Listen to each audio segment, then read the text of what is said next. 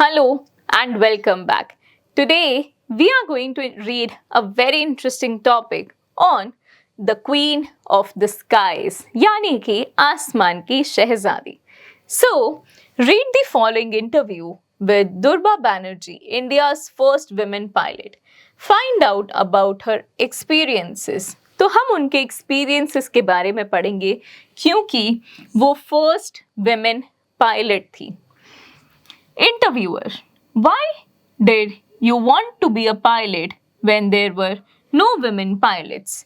तो उन्होंने दुर्बा से पूछा कि आपको पायलट क्यों बनना था जबकि आप जानती थी कि कोई विमेन पायलट है ही नहीं.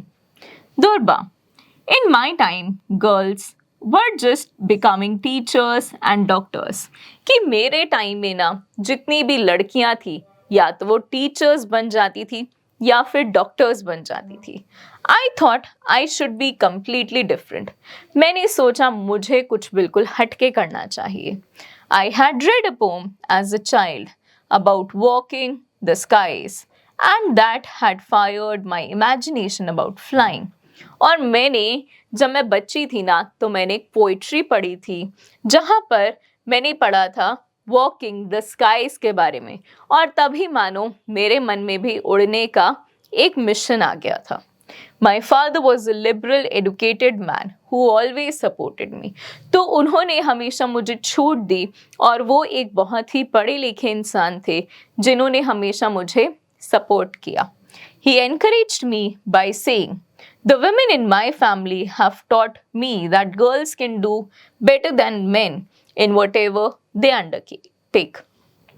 तो मेरे घर में जितनी भी विमेन हैं उन्होंने मुझे ये सिखाया है कि वो कोई भी एस्पेक्ट कोई भी फील्ड चुनेंगी तो वो उस फील्ड में मेन से और भी बहुत अच्छा कर सकती हैं. Interviewer: When did you start flying? तो आपने कब उड़ना शुरू किया? I started flying in 1951.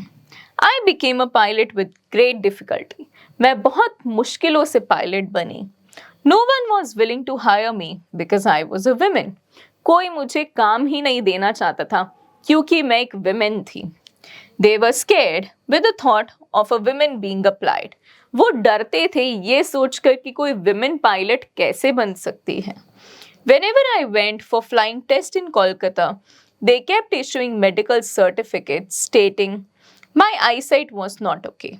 और जब भी मैं फ्लाइंग टेस्ट देने कोलकाता में जाती थी तो वो मुझे मेडिकल सर्टिफिकेट्स इशू करते थे ये बोलकर कि मेरी आई साइट प्रॉपर नहीं है. Finally my instructor suggested me to try my luck in Delhi.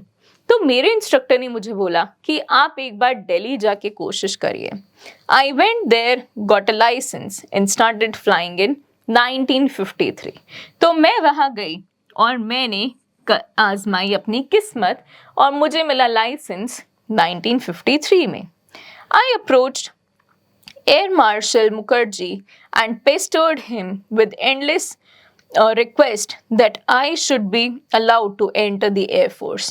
तो मैंने एयर मार्शल को रिक्वेस्ट किया, उनको पेस्टर यानी कि उनको परेशान कर दिया मैंने बहुत ही सारी रिक्वेस्ट के साथ में कि प्लीज़ आप मुझे एयर फोर्स में भर्ती कर लीजिए. Finally he wrote to the director of air survey to hire me as a survey pilot. I was paid only 3,000 while male pilots earned 22,000. Male pilots को 22,000 मिलते थे और मुझको सिर्फ 3,000. I was asked to carry out flights for aerial mapping. I had to fly at the height of 15,000 feet without oxygen or pressurization. यानी कि मुझे कहा गया 15,000 की हाइट पे उड़ने के लिए बिना किसी ऑक्सीजन या प्रेशराइजेशन के. It was quite risky. ये काफ़ी रिस्की था क्योंकि मैं अर्थ सरफेस के बहुत ऊपर थी. It was also very tedious as a photographer made me fly over and over the same area again and again. मुझे काम दिया था मैपिंग का यानी कि मुझे पिक्चर्स क्लिक करवानी थी एयरप्लेन से और ये बहुत मुश्किल था क्योंकि फोटोग्राफर बार बार मुझको एक ही जगह पर उड़ने के लिए कहता था. Until he got the coordinates right. तो जब तक उसको सारे कोऑर्डिनेट्स मिल नहीं जाते थे, मुझे उसी एरिया में फ्लाई करना पड़ता था। It was a very complicated work. वो काफ़ी ही ज़्यादा मुश्किल काम था। My salary was only ₹356 when I first joined as a pilot। मेरी सैलरी सिर्फ 356 थी जब मैंने एज अ पायलट ज्वाइन किया। The first plane I ever flew was a Tiger Moth. तो मैंने जो पहला एयरप्लेन चलाया था वो था एक tiger moth. It was very small with the wings on the top and the bottom. उसके विंग्स टॉप और बॉटम पर थे। It was made of cloth and open on top. My helmet and belt were the only safety। मेरे पास मेरी safety के लिए सिर्फ मेरा हेलमेट और मेरी बेल्ट थी, उसके अलावा मेरे पास कोई भी सेफ्टी मेजर नहीं था। Then I kept trying for a commercial airline job, but they never even bothered to reply my applications। फिर उन्होंने सोचा कि इतनी कम सैलरी से तो मैं क्या ही करूँगी, तो उन्होंने कमर्शियल एयरलाइन को भी अप्रोच करा, लेकिन उन्होंने कभी भी उसके एप्लीकेशंस का कोई जवाब ही नहीं दिया। When I sent an application without prefixing Miss in the form of my name, they called me for interview, but when they saw that I was a female, they immediately rejected me। तो उन्होंने एक बार अपनी application भेजी बिना miss लगाए, यानी कि उन्होंने मेंशन ही नहीं करा वो लड़की हैं, तो उन्हें तुरंत ही कॉल आ गया इंटरव्यू के लिए। और जब वो इंटरव्यू के लिए जाती है और सबको ये पता लगता है कि वो फीमेल हैं, तो उनको उसी सेकंड रिजेक्ट कर दिया जाता है। तो इंटरव्यूअर बोलते हैं, When did you begin flying as a commercial pilot? तो आपने फिर कमर्शियल पायलट के जैसे कब फ्लाई करना शुरू करा? In 1957। मैंने 1957 में स्टार्ट करा फ्लाई करना as a commercial pilot। I joined Airways India as a commercial pilot। I flew freight and passengers from Ambari to Kolkata and back। यानी कि मैं फ्रेट सामान और पैसेंजर्स को अंबारी से कोलकाता लेकर जाती थी और कोलकाता से वापस अंबारी। Indian Airlines refuse to accept me initially. उन्होंने तो पहले मुझे एक्सेप्ट ही नहीं किया। They prefer to hire man with 100 hours of flying experience. तो वो प्रेफर करते थे मैन को जिनके पास कम से कम 100 आवर्स ऑफ फ्लाइंग होता है। Even though I had already lodged 6,000 hours। तो उन्होंने बोला कि मैंने तो 6,000 hours of flying किया, लेकिन फिर भी वो एक मैन की तलाश कर रहे थे जिसने सिर्फ 100 घंटे फ्लाई किया हो। It was only in 1966 I finally joined the Indian Airlines। और मैंने 1966 में इंडियन एयरलाइंस को ज्वाइन किया। Was it difficult being the only women pilot? क्या ये बहुत मुश्किल था कि आप अकेली विमेन पायलट थी? The male pilots accepted me immediately. तो उन्होंने बताया कि जो भी मेल पायलट्स थे उन्होंने तो हमेशा मुझे वेलकम किया। In the air I was just another pilot and they judged me on the basis of my performance. जब हम हवा में होते थे तो वो मुझे मेल या फीमेल नहीं, मुझे एक पायलट के जैसे ही मेरी परफॉर्मेंस पर जज करते थे। I never saw myself as an extraordinary phenomena। मैं अपने आप को कुछ अलग नहीं मानती थी कि मैं कोई बहुत अलग से हटके पायलट हूँ। I just wanted to do the job as best as I could, as it was my bread and butter। I never felt one up on my colleagues। यानी कि वो तो बस अपना काम करना चाहती थी और अपना रोजी रोटी कमाना चाहती थी। और Indian Airlines also treated me fairly once I joined them. और जब उन्होंने फाइनली इंडियन एयरलाइंस ज्वाइन किया तो उन्होंने भी उनको अच्छे से ट्रीट किया। Initially it was some passengers who were afraid to fly with me. पहले तो कुछ पैसेंजर्स डर गए कि मैं फ्लाई कर रही हूँ। Many VIPs mistook me for an air hostess। I used to enjoy the shock on their faces when they learned the truth। तो बहुत सारे VIPs को लगता था कि मैं एयर हॉस्टेस हूँ, लेकिन जब उनको पता लगा कि मैं पायलट हूँ तो वो चौंक जाते थे। What routes were you flying and what planes did you fly? तो उन्होंने पूछा कि आप कौन से रूट्स पे फ्लाई करते थे और आपने कौन से प्लेन्स उड़ाए हुए हैं. I flew all the eastern routes as well as Chandigarh, Kashmir, Leh, Chennai, Colombo, Mail, Andaman and of course Bangladesh. मैं इन सब रूट्स पर गई हुई हूँ. I flew a Fokker, Friendship, a Chipmunk, a Dakota, an Avian as well as a Boeing and an Airbus 300. My name has been recorded in the Guinness Book of World Record as the first woman to fly an A300. तो मेरा नाम Guinness book of world record में भी है कि मैं first women हूँ A300 उड़ाने वाली. So when did you earn your commander's badge? आपको आपका commander's badge कब मिला? For getting my commander's badge, I had to go through so many tests that I almost gave up in despair.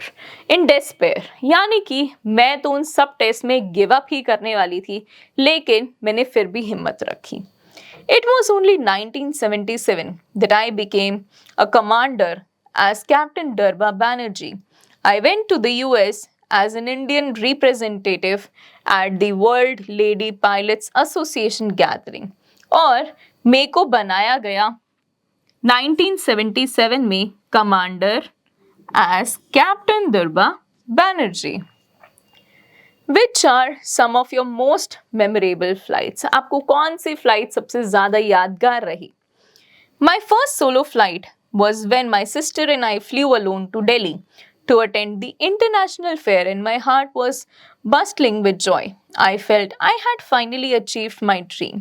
तो जब मैं अकेली लेकर गई मेरी बहन को और हम गए थे दिल्ली के इंटरनेशनल फेयर में, तब मेरा दिल बहुत खुश हुआ था कि मैंने अपना सपना सच कर दिया है. I had finally achieved my dream. I also remember flying DC-3s in Arunachal Pradesh to drop food packets. मुझे याद है कि मैंने food packets भी drop करवाए थे.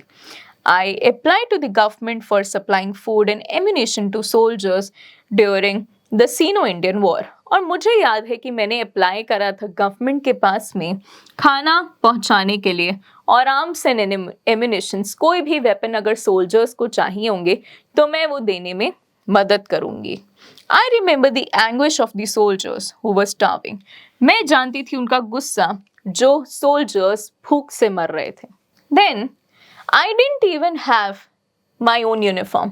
मेरी तो अपनी कोई यूनिफॉर्म भी नहीं थी. I just wore a salwar kameez and when we landed for fuel in a small town, people were very surprised to see me. क्योंकि मुझे कभी कोई यूनिफॉर्म ही नहीं मिली तो लोग मुझे देखकर बहुत सरप्राइज हो जाते थे. So, any disasters or scary moments? Interview पूछता है कि क्या कभी कोई डिजास्टर या डरावने मोमेंट्स रहे. I remember landing without communication aids in a paddy field in dense fog in Cooch Behar. So उन्होंने बताया कि एक बार मेरे पास कम्युनिकेशन का सोर्स नहीं था और मैंने पैडी फील्ड्स में ही एयरक्राफ्ट लैंड किया था.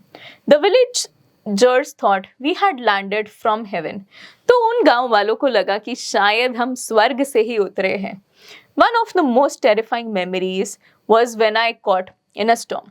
सो उनके लिए सबसे ज़्यादा डरावना मोमेंट था जब वो एक स्टॉर्म में ही फंस जाती है. We were flying over the Ganga and the weather was fierce. हम गंगा नदी के ऊपर से ही जा रहे थे कि वेदर बहुत खराब हो जाता है, बहुत डरावना हो जाता है. From 16,000 feet, the storm threw us down to 12,000 feet and then to 4,000 feet. वो storm इतना ज़्यादा था कि हम 16,000 की हाइट से सीधा 12,000 और फिर 4,000 की हाइट पर आ चुके थे. I thought that we would hit the ground. All the engine gauges had started freezing by then. और उसको ऐसा लगा कि ये एयरक्राफ्ट तो आज ज़मीन पर ही जाकर गिर जाएगा क्योंकि सारे इंजन्स फ्रीज हो चुके थे. And the engines were croaking as if they would feel. और उन सब में से बहुत ज़ोर से आवाज़ आ रही थी कि अब वो जैसे चल ही नहीं पाएंगे. So we just kept our courage and used all the strength in us to climb up again. तो हमने सब ने अपनी सारी की सारी स्ट्रेंथ यूज करी, करेज यूज करा वापस हाइट पर जाने के लिए। God saved us. उस दिन तो मानो जैसे भगवान ने ही हमें बचाया हो। When we returned to Kolkata, the engineers told us that the wings on both sides had only one joint left after this calamity and might have fallen off any time. तो उन्होंने बताया कि अब एक ही जॉइंट बचा था आपके wings में और ये प्लेन कभी भी गिर सकता था। Any regrets? इंटरव्यू पूछते हैं कि क्या आपको कोई पछतावा है? I never married as I thought that my career would not allow me to devote sufficient time to family life. तो उन्होंने बोला मैंने कभी शादी नहीं करी ये सोचकर कि मैं अपनी घरेलू लाइफ को कभी टाइम नहीं दे पाऊंगी। I never took a day's leave in my life, even for sickness. तो मैं चाहे कभी बीमार भी हुई लेकिन मैंने कभी छुट्टी नहीं ली। But overall it has been great.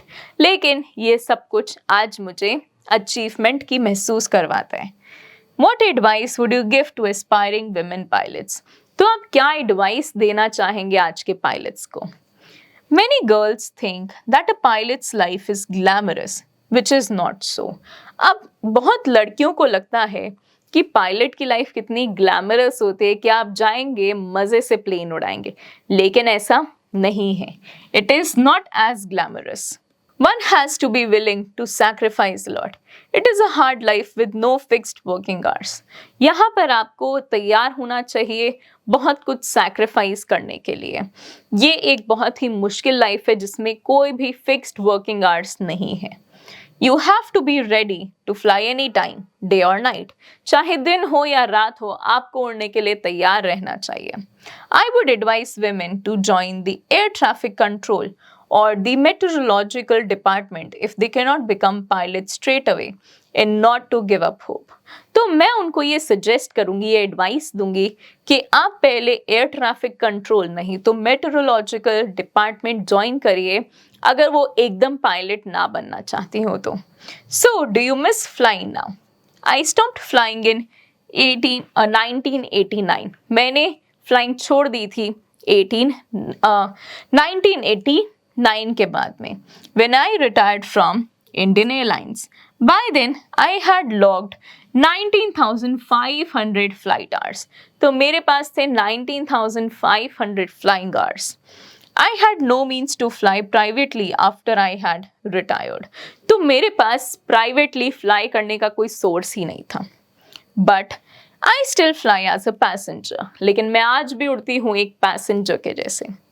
I love traveling and I get 2 free passes every year to travel anywhere in the world. और आज भी मुझको 2 free pass मिलते हैं वर्ल्ड में कहीं पर भी जाने के लिए. So this was the story, the Queen of the Skies. Now let's attempt the conceptual assessment questions. So she started flying in 1951. She got her license. When did Durba Banerjee get a license for flying? In 1953. Which was the first plane that she ever flew? It was Tiger Moth. When did Durba Banerjee finally join the Indian Airlines? It was in 1966. Then, when did Durba Banerjee earn her commander's badge? It was in 1977. Now, let's move ahead and say yes or no. Durba's father was a liberal and educated man. Yes, Durba became a pilot without any difficulty. No, she had many. Durba was paid more than the male pilots of her rank. No. Many VIPs mistook Durba for an air hostess. Yes. Durba did not take even a day's leave in her life. Yes. And now you have to attempt these questions in detail by yourself, followed by the lines that are given and also the WH grammar questions. So herein, read and learn. Why did you want to be a pilot? When did you start flying? In these sentences, the words why and when are question words. They are called WH questions because they start with WH. Some other WH words are what, where, who, whom, which, whose, and how. The answer of the WH questions cannot be a yes or no. तो इन सब सवालों का जवाब कभी भी yes या no में नहीं हो सकता. So now we have to complete these sentences using the correct WH question word. Dash, do you finish the class? Dash, do you finish the class? So, when do you finish the class? Then, dash is your favorite teacher. Who is your favorite teacher? Next up, we have dash book is on the table. Whose book is on the table? Dash should I want for you? What should I want for you? Dash were you absent yesterday? Why were you absent yesterday? And now again we have to correct the tick mark the correct WH word. So dash, are you going today? Where are you going today? Who invented the satellite? How can you solve this problem? The inspector asked, dash, did you steal this bike? Why did you steal this bike? Dash color is your hair. Is it black? What color is your hair? Is it black? And then you have to attempt the word par crossword which is given right here using the descriptions. Then you have to attempt the word building exercise and competency based assessment जहाँ पर आपको attempt करने हैं कुछ writing skills और find out speaking skills and value corner. So I hope you have understood this chapter pretty well and you also aim to do something which nobody has done till far and make this country proud. So with this, I'll take my bid. And I'll see you in the next class with more interesting topics. Till then, keep studying and keep revising. And don't forget to share this chapter and learnings with your family. Bye-bye.